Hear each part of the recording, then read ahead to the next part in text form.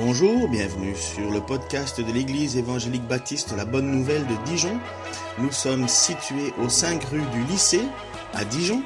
Vous pouvez trouver des informations sur notre Église sur le site internet www.la-bonne-nouvelle.org. Passez une excellente journée ou soirée. Ah, c'est les petits soucis, ça. Pas grand-chose.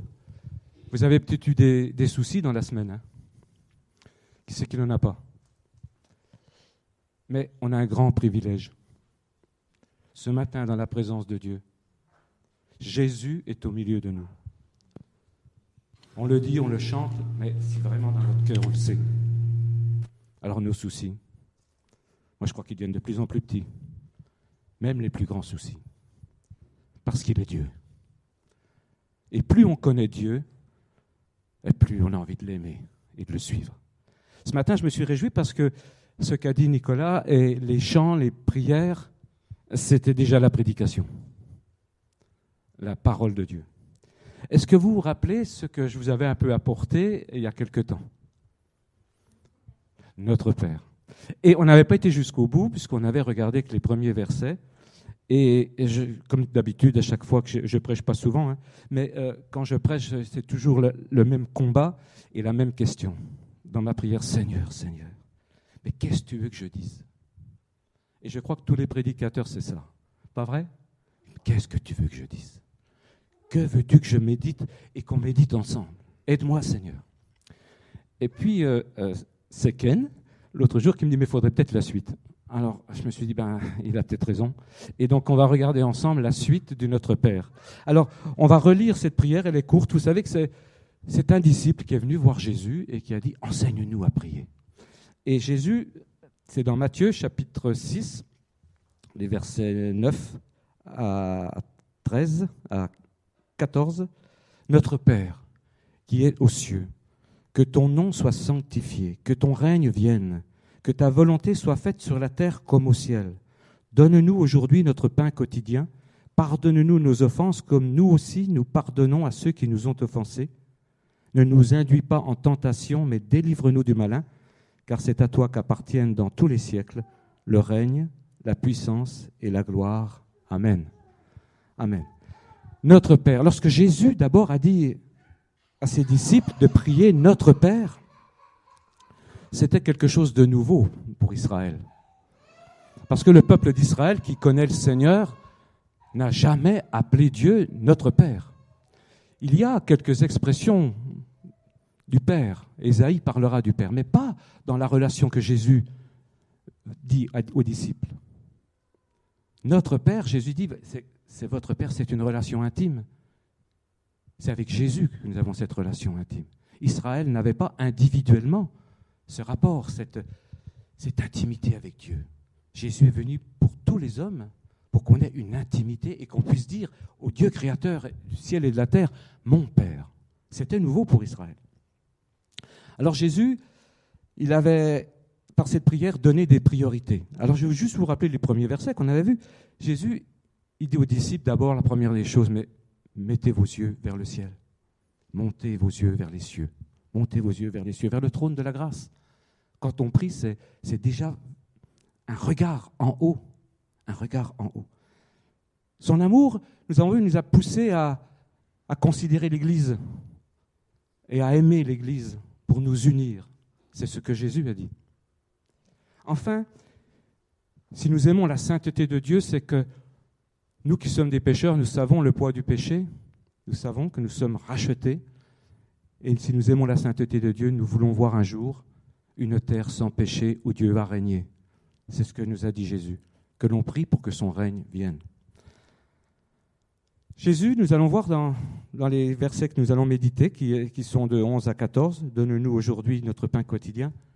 Nous allons voir ce que Jésus veut voir dans nos cœurs lorsque nous prions. Oh, il connaît notre misère spirituelle, il connaît nos besoins spirituels, il va maintenant nous dire comment notre cœur doit prier. Le but de Jésus, après nous avoir appelés, c'est de nous garder. Il le dira lui-même, je ne veux qu'aucun ne soit perdu.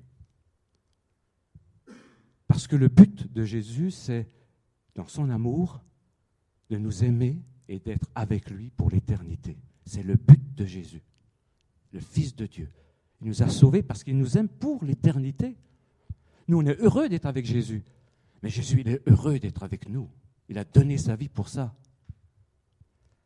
Alors voyons voir la première prière, le verset 11 qui nous dit « Donne-nous aujourd'hui notre pain quotidien ». Alors bien sûr, il ne s'agit pas de nourriture physique pour notre corps physique. Parce que dans Matthieu chapitre 6, dans le même évangile, versets 31 à 33, nous lisons « Ne vous inquiétez donc point, et ne dites pas que mangerons-nous, que boirons-nous, de quoi serons-nous vêtus, car toutes ces choses, ce sont les païens qui les recherchent. Votre Père céleste sait que vous en avez besoin. Cherchez premièrement le royaume et la justice de Dieu, et toutes ces choses vous seront données par-dessus. » Jésus nous parle d'un pain spirituel, indispensable, unique, pour la vie de notre âme. C'est un pain divin, c'est un pain céleste, c'est le pain de notre Père. C'est un pain qui est commun à tous les enfants de Dieu. C'est un pain qu'on mange tout seul, mais c'est un pain qu'on mange ensemble. Oh, c'est difficile dans ce monde de vivre, mais on a besoin de ce pain, parce qu'on est dans un monde hostile, un monde qui rejette le Seigneur. Et nous aimons le Seigneur, et le Seigneur est avec nous, et il nous faut ce pain pour vivre. C'est le pain des forts. Alors, avant de comprendre l'importance de la parole de Dieu et du pain de Dieu, juste quelque chose que vous connaissez, mais il est bon de se le rappeler pour voir combien la parole de Dieu est importante. De quoi se nourrit le monde? Quel est le pain du monde?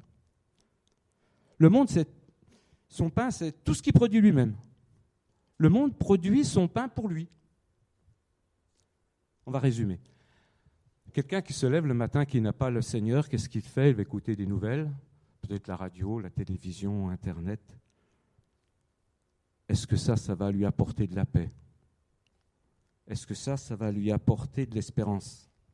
Est-ce que ça parle de vie éternelle, de joie collective, fraternelle, d'une vérité qui libère? Bien sûr que non. Alors peut-être que si on va un peu plus loin, ce que l'homme essaye de garder sur la terre, avec tous les écrits, la philosophie, la religion, tout ce qu'il met dans des grandes bibliothèques, tout ce qu'il produit, est-ce que ça produit l'espérance de la vie éternelle? Est-ce que ça produit quelque chose de bon, de durable, de vrai? Non. Et c'est ce qui manque au monde, la parole de Dieu.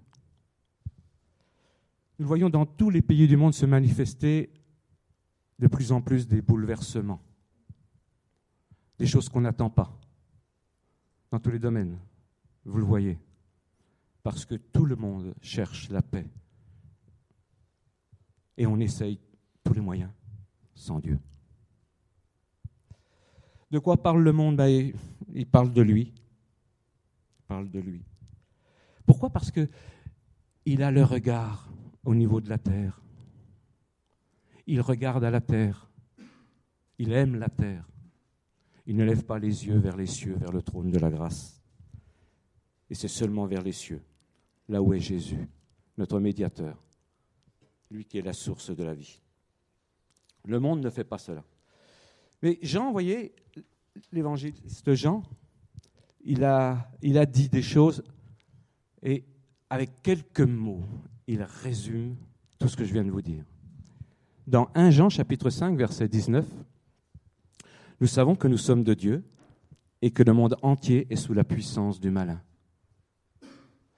Alors si vous dites ça à quelqu'un qui n'a pas Jésus, il faut l'accompagner de quelque chose, parce que c'est difficile. Mais vous croyez la parole de Dieu? Vous croyez? Moi je crois. Il y a deux humanités sur la terre.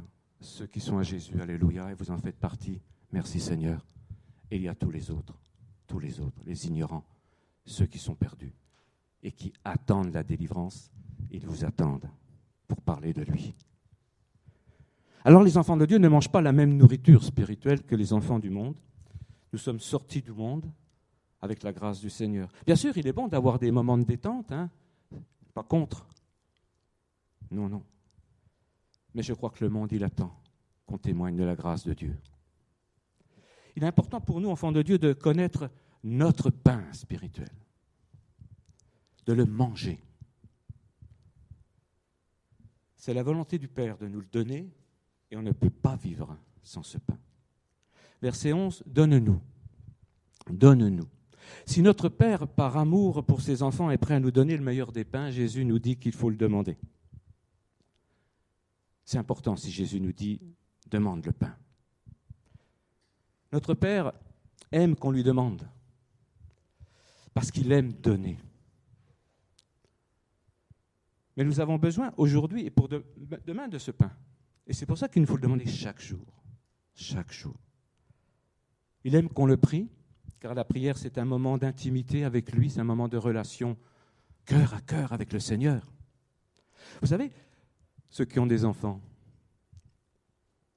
est-ce que vous n'aimez pas lorsque votre enfant vient vous demander quelque chose ? Eh si, en tant que bons parents, on aime lorsque nos enfants viennent nous demander. Et nous aimons donner à nos enfants. Notre Père céleste est le meilleur des pères. Le meilleur. Il y a auprès de lui tant et tant de richesses qu'il veut donner, et il les donnera si vous les demandez. Ça serait un peu trop facile d'ouvrir toutes les richesses de Dieu et dire « sers-toi » comme ça. Non, viens les demander, parce que tu demanderas ce que tu as besoin. Le pain, c'est d'abord Jésus lui-même. C'est la première des choses. Dans Jean chapitre 6, versets 51 à 52, Jésus dira « Je suis le pain vivant qui est descendu du ciel. Si quelqu'un mange de ce pain, il vivra éternellement, et le pain que je donnerai, c'est ma chair, que je donnerai pour la vie du monde. » Là-dessus, les Juifs disputaient entre eux, disant « Comment peut-il nous donner sa chair à manger ?» Et un petit peu plus loin, dans Jean chapitre 6, 58, Jésus va répondre à cette question des Juifs. Il dira « Il n'en est pas comme de vos pères qui ont mangé la manne et qui sont morts. Celui qui mange ce pain vivra éternellement. » Les Juifs auraient dû méditer ces paroles de Jésus. Car si Jésus leur rappelle qu'ils furent nourris dans le désert d'une manière miraculeuse, avec une manne que le Seigneur faisait descendre du ciel tous les matins, c'était pour les amener à comprendre que, après cette manne, c'était lui le vrai pain qui était descendu du ciel. Une manne bien plus précieuse, bien plus précieuse. Mais voyons voir comment était cette manne. Dans Exode chapitre 16, verset 31, il nous est dit, elle ressemblait à de la graine de coriandre, elle était blanche et avait le goût d'un gâteau au miel. Blanche, ça évoque la pureté de Jésus. Et le miel, la douceur de Jésus. Ce pain, c'était une grâce du Seigneur. C'était une preuve de sa bonté, de son amour pour Israël, de sa puissance. Un miracle qui s'est répété chaque jour, chaque matin, pendant 40 ans, pendant toute la traversée du désert, pour un peuple nombreux. Et le miracle s'est arrêté quand Israël est entré dans la terre promise. Il y avait des biens bien plus importants. Israël, tu as connu ces choses, tu as connu ces miracles, tu as connu la bonté de Dieu. C'est un miracle que tout le peuple ne pouvait pas ignorer. C'était un miracle qu'on se transmettait de génération en génération. Tout le peuple d'Israël savait qu'ils avaient été, dans les ancêtres, nourris par le Seigneur, par une manne extraordinaire. Ce pain, il préfigurait bien sûr la venue de celui qui allait nourrir, non pas seulement Israël, mais le monde entier. Et pas simplement pour une traversée terrestre, mais pour une vie éternelle. Les Juifs n'ont pas compris que Jésus les avait nourris dans le désert. Ils n'ont pas compris que Jésus était le pain céleste pour la vie éternelle. Et Jésus va insister. Et seuls ceux qui vont recevoir l'Esprit de Dieu, l'Esprit du Père, vont saisir le sens de ces paroles. Et même encore aujourd'hui, il faut l'Esprit de Dieu pour comprendre les paroles de Christ. Dans Jean chapitre 6, versets 53 à 56, Jésus leur dit « En vérité, je vous le dis, si vous ne mangez la chair du Fils de l'homme et si vous ne buvez son sang, vous n'avez point la vie en vous-même. Celui qui mange ma chair et qui boit mon sang a la vie éternelle. et je le ressusciterai le dernier jour. Car ma chair est vraiment une nourriture, et mon sang est vraiment un breuvage. Celui qui mange ma chair et boit mon sang demeure en moi, et je demeure en lui. Quelle parole! Manger la chair de Jésus. Le pain, c'est la parole de Dieu. Dans Jean 1,14, si vous l'avez dit, je le répète parce que c'est bon. Et la parole a été faite chair et elle a habité parmi nous pleine de grâce et de vérité. Israël avait reçu la loi, mais la grâce, la vérité pour tous les hommes sont venus par Jésus-Christ. Nous ne mesurons pas assez vraiment toute l'importance que nous avons de vivre avec la parole de Dieu, avec la parole du Seigneur. Si Jésus nous enseigne qu'il est impératif de manger ce pain et de s'en nourrir, c'est que c'est vital. Vous savez, certains vont lire la parole de Dieu sans la comprendre. D'autres vont s'emparer de la parole sans la vivre. Ils vont faire toutes sortes de choses, mais ils ne vivront pas de la parole de Dieu. Dans Matthieu chapitre 7, il nous est dit, versets 21-23, « Ceux qui me disent « Seigneur, Seigneur » n'entreront pas tous dans le royaume des cieux, mais celui-là seul qui fait la volonté de mon Père qui est dans les cieux. Plusieurs me diront ce jour-là, « Seigneur, Seigneur, n'avons-nous pas prophétisé en ton nom? N'avons-nous pas chassé les démons en ton nom? Et n'avons-nous pas fait beaucoup de miracles en ton nom ?» Alors je leur dirai ouvertement, « Je ne vous ai jamais connu, retirez-vous de moi, vous qui commettez l'iniquité. » C'est donc possible de prophétiser dans le nom de Jésus. C'est possible de chasser les démons au nom de Jésus. C'est possible de faire des miracles au nom de Jésus. Parce que Jésus il honore son nom. Mais voyez-vous, aujourd'hui, il y a de grandes églises qui font de telles choses. Et bien sûr, les hommes accourent pour voir des miracles. Moi, j'aime voir des miracles. Mais il ne faut pas que ta foi elle reporte sur les miracles. Jésus nous interpelle et nous dit que même certains qui vont faire ces choses, je ne les connais pas. Non, cherche à vivre humblement, marcher avec ton Dieu, de recevoir ce qu'il te donne à toi et de porter ton fruit et de ne pas chercher l'exceptionnel pour l'exceptionnel. Cherche à vivre avec la parole de Dieu dans ton cœur. Garde ton cœur et que ton cœur ne te condamne pas. Enfin, Jésus lui-même dira comment il a fait la volonté de son Père sur la terre. Vous savez que Jésus, il est le modèle divin. Il est notre modèle. Il est le Fils de Dieu, le Fils de l'homme. Et en tant que Fils de l'homme, nous qui sommes des hommes, nous allons à regarder vers l'homme parfait. Et Jésus, il a tout fait dans tout son ministère, toutes ses actions, toutes ses paroles, qui sont divines, mais sont adaptées. Toute sa vie, il l'a montré pour que nous puissions l'avoir comme modèle. Il dira, pendant ce temps, alors c'est Jean chapitre 4, voilà. Pendant ce temps, les disciples le pressaient de manger, disant « Rabbi, mange !» Mais il leur dit « J'ai à manger une nourriture que vous ne connaissez pas. » Les disciples disaient donc les uns aux autres, quelqu'un lui aurait-il amené à manger? Jésus leur dit, ma nourriture est de faire la volonté de celui qui m'a envoyé et d'accomplir son œuvre. Vous voyez le rapport une fois de plus, entre le pain, la nourriture et la parole de Dieu. Alors, dans quel contexte s'était dit ça? Jésus, qui était fatigué après une dure journée avec ses disciples, il avait envoyé ses disciples acheter de la nourriture. Ils reviennent et pendant ce temps-là, Jésus avait enseigné une femme samaritaine. Les disciples pressent Jésus de prendre de la nourriture parce qu'ils savent que Jésus est fatigué. Il a besoin de nourriture. Et Jésus, lui, leur parle de cette nourriture spirituelle qui vient du ciel. Jésus, notre divin modèle, il nous montre toujours le chemin. Manger, assimiler au plus profond de notre être la parole de Dieu. On ne peut pas faire la volonté de Dieu sans cette parole. On ne peut pas.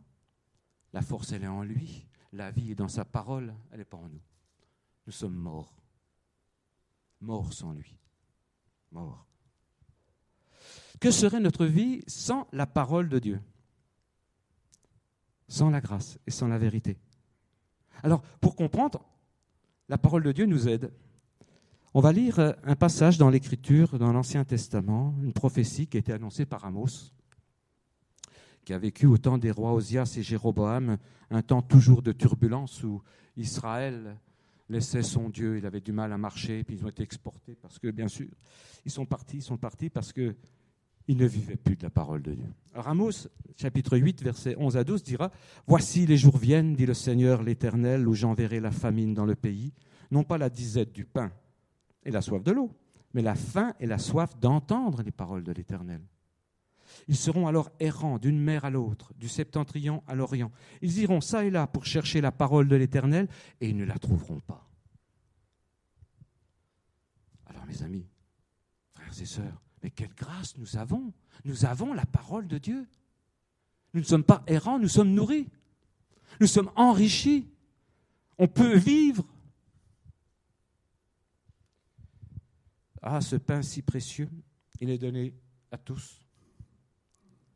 Il y a une part pour chacun. Pas besoin de vouloir la part du frère ou de la sœur. Dieu peut te nourrir tout seul. Alors, qu'est-ce qu'il faut retenir vraiment de l'enseignement de Jésus? C'est sûr qu'il est bon de lire la parole de Dieu. Il est nécessaire de la méditer avec son esprit, mais je crois que là, il nous dit quelque chose de plus. Il est vital de vivre la parole afin d'assurer notre salut. Oui, c'est vital. Enfin, le pain et le vin que nous partageons à la Seine nous rappellent cette unité, nous rappellent notre condition de pécheurs rachetés et nous rappellent que le sang rédempteur qui nous lave de tous nos péchés, c'est ce sang qui nous fait échapper à la juste condamnation qui pesait sur nous. Nous sommes lavés, pardonnés, justifiés, aimés, sanctifiés. Et ce sang, c'est le breuvage qui accompagne le pain. C'est un repas complet. Le pain et le vin. Le sang et la chair de Jésus-Christ. Il a tout donné. Il s'est donné entièrement. Alors je crois qu'on peut dire d'un cœur reconnaissant, oh merci Seigneur, parce que toi tu n'as rien retenu. Moi je retiens peut-être encore des choses. Hein. Vous en retenez aussi, je le sais. On va être vrai devant notre Dieu. Mais Dieu vous aime. Et ce qu'il veut, c'est que vous grandissiez. Il veut que vous marchiez de sainteté en sainteté avec difficulté, mais il sera là pour vous aider. Il sera toujours à vos côtés parce que s'il a donné sa vie pour vous, c'est qu'il vous aime. Ne doutez jamais de l'amour de Dieu. La deuxième prière, c'est le verset 12. « Pardonne-nous nos offenses, comme nous aussi nous pardonnons à ceux qui nous ont offensés. » Alors le sujet du pardon, il a été longuement médité ces derniers temps avec Ken. Alors je vais passer rapidement, je vais juste dire quelques mots sur ce passage de l'Écriture. Nous devons veiller à nous pardonner les uns les autres. Un jour, nous serons l'offensé. Nous serons dans une position à attendre le pardon d'un frère ou d'une sœur. Soyons prêts à accepter le pardon. Mais un autre jour, nous pouvons être celui qui a offensé. Il faut se préparer là aussi à aller voir son frère, sa sœur, d'un cœur sincère et de demander pardon. Voyez-vous, si Jésus il nous parle du pardon, c'est que c'est très, très, très, très, très important. J'insiste beaucoup, parce que ce sont des obstacles à la prière individuelle, ce sont des obstacles à la prière de l'Église, ce sont des obstacles pour notre marche ensemble, ce sont des obstacles pour notre propre marche avec Jésus. Dans notre Père, si le Jésus nous dit ça, c'est qu'il faut en tenir compte. Troisième prière, c'est le verset 13. Ne nous induis pas en tentation, mais délivre-nous du malin. Alors, le Seigneur ne nous met jamais dans des situations où nous serions tentés par le mal. Lui-même n'est pas tenté par le mal, il a horreur du mal. Il combat le mal. Et comme il nous aime, c'est impossible qu'il nous mette, comme je dirais, une expression que tout le monde va comprendre, les bâtons dans les roues. Non.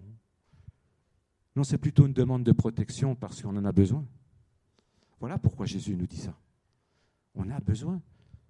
Vous n'avez pas peur, vous, du malin? Vous n'avez pas peur de chuter? Moi, j'ai peur. Il connaît nos faiblesses et la force de la tentation du mal. Alors, dans tentation, il y a aussi épreuve. C'est un mot qui veut dire aussi épreuve. Les épreuves de la vie. La tentation de la chair, bien sûr, c'est la plus importante. On doit faire attention, bien sûr. Mais la tentation d'orgueil, j'ai beaucoup aimé le chant que nous avons chanté, que je ne connaissais pas. il est vrai. C'est bon de regarder la vérité en face, de se regarder en face avec la parole de Dieu. Il faut oser s'humilier, se dire oui Seigneur, pardon, pardon. La tentation dans l'épreuve d'abandonner le Seigneur, lorsque l'épreuve est douloureuse, lorsque ça survient dans nos vies, c'est de la plus haute importance pour que Jésus nous en parle. On a toujours besoin de Jésus et surtout au moment de la tentation. Vous savez, c'est la plaie au Seigneur de nous aider, puisqu'il nous aime et qu'il a la solution. Il veut nous protéger. Alors on va voir 3 passages qui concernent la tentation, dans les paroles de Dieu, bien sûr. Personnellement, ces 3 passages, je les connais par cœur, parce que j'en ai besoin. Les 3 passages sont importants pour ma vie, pour que je marche avec le Seigneur. Le premier, c'est dans 1 Corinthiens, chapitre 10, verset 13. « Aucune tentation ne vous est survenue qui n'ait été humaine. Et Dieu, qui est fidèle, ne permettra pas que vous soyez tentés au-delà de vos forces. Mais avec la tentation, il préparera aussi le chemin pour en sortir, afin que vous puissiez la supporter. » Alléluia. Amen. Est-ce que vous croyez la parole de Dieu? Toute la parole de Dieu. Alors, quelquefois, ce passage-là, il est difficile pour certains. Aucune tentation, aucune épreuve, parce que le Seigneur maîtrise tout. Il est celui qui maîtrise. Il est celui qui sait mesurer la tentation. Il ne permettra pas que vous soyez tentés au-delà de vos forces. Alors, lorsqu'on passe par des épreuves très, très difficiles, très, très douloureuses, par des tentations très, très fortes, rappelons-nous que cela n'est pas au-dessus de nos forces. Notre cœur aurait tendance à dire « non, je ne peux pas ». Et c'est normal, c'est humain. C'est pour ça que la foi dans la parole de Dieu et dans l'amour de Dieu sont nécessaires pour que l'on puisse vivre ce que le Seigneur nous dit. Il faut chercher la consolation dans la présence du Seigneur. Alléluia, alléluia. Il préparera aussi le moyen d'en sortir afin que vous puissiez la supporter. Il y a toujours un moyen pour s'en sortir. Mais c'est le Seigneur qui l'a. Moi, lorsque je lis des témoignages d'hommes de Dieu et lorsque j'entends aussi, bien sûr, autour de moi, des frères et sœurs qui sortent d'épreuves, je me dis, Seigneur, par où est passé le frère? Par où est passée la sœur? Moi, je n'aurais pas pu supporter. Et comme je n'aurais pas pu supporter, le Seigneur, il n'a pas permis que j'ai cette tentation ou cette épreuve. Mais il permet mes épreuves, il permet mes tentations, parce qu'il veut voir ce que j'ai au fond de mon cœur. Vous savez que la tentation pour le Seigneur, c'est formidable parce qu'il voit très bien votre foi. Il voit si vous l'aimez, si vous dites non, ou si vous êtes encore trop faible. Alors, on va chuter, mais revenez au Seigneur. Si vous avez chuté, revenez au Seigneur. Le Seigneur vous aime, il est votre avocat auprès du Père. Non, il veut vraiment vous emmener au ciel. Il veut vous emmener au ciel. Un homme, Paul, j'aime beaucoup citer Paul. Je m'excuse, mais souvent, lorsque je prêcherai, vous entendrez les paroles de Paul, parce que pour moi, c'est un exemple aussi. Il était un homme extraordinaire, mais un homme. Et je me dis que le Seigneur sait bien faire les choses. Il choisit toujours ce qu'il faut. Il a dit dans Philippiens, chapitre 4, verset 13, « Je puis tout par celui qui me fortifie. » Je puis tout. Il n'exclut rien du tout. Tout est possible avec celui qui me fortifie. Pour ce qu'on a à faire, ne cherchons pas des choses extraordinaires pour nos vies. Pour ta vie, mon frère, ma sœur, pour ta vie, le Seigneur, il a tout. Il va te donner le pain, il va te donner la force pour ta vie. N'imite pas ton frère ou ta sœur, ne cherche pas à te grandir aux yeux de l'Église. Cherche ta vie avec le Seigneur et tu porteras du fruit. C'est ça que le Seigneur veut. Alors, que nous demande notre Seigneur afin de nous aider à marcher avec sa force? Alors, deuxième texte, comme je vous ai dit, il y en a 3. Voici le deuxième, c'est dans Romains, chapitre 12, versets 1-2. « Je vous exhorte donc, frères, par les compassions de Dieu, à offrir vos corps comme un sacrifice vivant, saint, agréable à Dieu, ce qui sera de votre part un culte raisonnable. Ne vous conformez pas au siècle présent, mais soyez transformés par le renouvellement de l'intelligence, afin que vous discerniez quelle est la volonté de Dieu, ce qui est bon, agréable et parfait. Vous voyez que, une fois de plus, dans ce texte, on retrouve toute la pensée que Christ veut nous donner dans le Notre Père. Offrir son corps comme un sacrifice vivant, saint, agréable à Dieu, c'est difficile quelquefois. On a un exemple, Jésus. Jésus, notre Seigneur, en tant que Fils de l'homme, il a tout donné. Tout donné. Il a donné son corps, il a donné son sang. Il ne faut pas se conformer au siècle présent. C'est ce que je vous disais tout à l'heure avec la nourriture du monde. Faisons attention à la nourriture du monde. Et si on fait attention à ça, alors le Seigneur il va nous donner quelque chose qui va nous aider à marcher, à comprendre et à faire. C'est la volonté de Dieu. On pourra la faire si on se donne. On a un corps. On ne peut pas travailler pour le Seigneur en laissant son corps de côté. Le Seigneur veut qu'on lui donne tout pour qu'il puisse vraiment faire sa volonté dans nos vies. Amen. Voilà l'enseignement du Seigneur. C'est un conseil divin. Alors il y a bien un effort à faire. Il y a un effort à faire, mais on le fait ensemble. On se soutient les uns les autres. Ce matin, si nous sommes ensemble à prier, votre foi est encouragée, je pense. Amen. Alléluia. Vous êtes heureux d'être avec le Seigneur. Amen. Et quand il y aura des moments d'épreuve, qu'est-ce que vous direz? Amen. Alléluia. Oui, je crois que, moi personnellement, je pense qu'il faut apprendre à vivre dans les bons jours et dans les mauvais jours avec le Seigneur. Amen. Et je crois que tous ceux qui passent par l'épreuve et qui sortent vainqueurs, ils sont des lumières et des exemples pour l'Église. Autour de nous, il y en a. Moi, je vous l'ai peut-être déjà dit, mais je vais le redire parce que ça m'a encouragé. J'étais jeune chrétien. Et je m'étais pris d'amitié avec une personne âgée. J'aime beaucoup les personnes âgées. C'est comme ça. Et cette sœur était très fatiguée et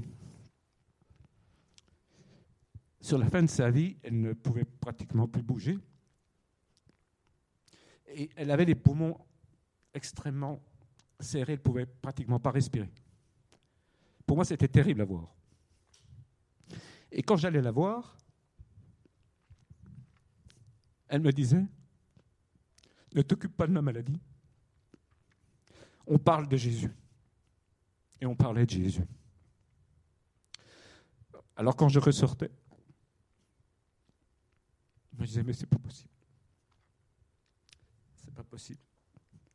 C'était pour moi une sœur, une femme qui m'a montré ce qu'était l'épreuve et qu'elle la supportait avec la grâce de Dieu.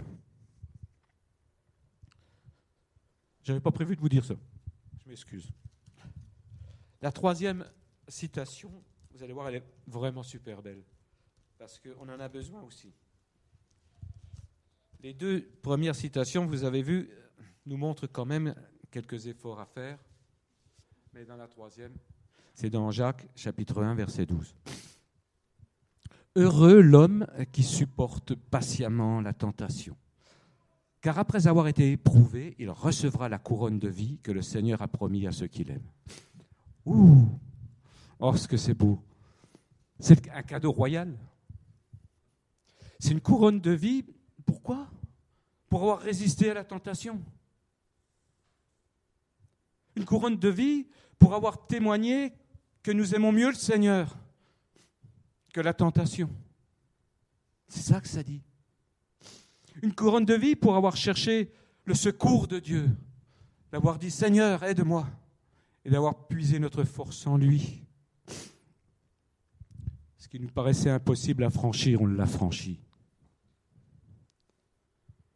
Le Seigneur, il sait récompenser ses enfants. Une couronne de vie. Pour ça. Si on mesure ce que le Seigneur nous dit, quel cadeau royal. Il y a de la joie dans le ciel. Et il y a des couronnes de vie qui vous attendent, frères et sœurs. Je voudrais vous encourager, des couronnes de vie. Paul, à la fin de sa course, il l'a dit, j'ai la couronne de vie.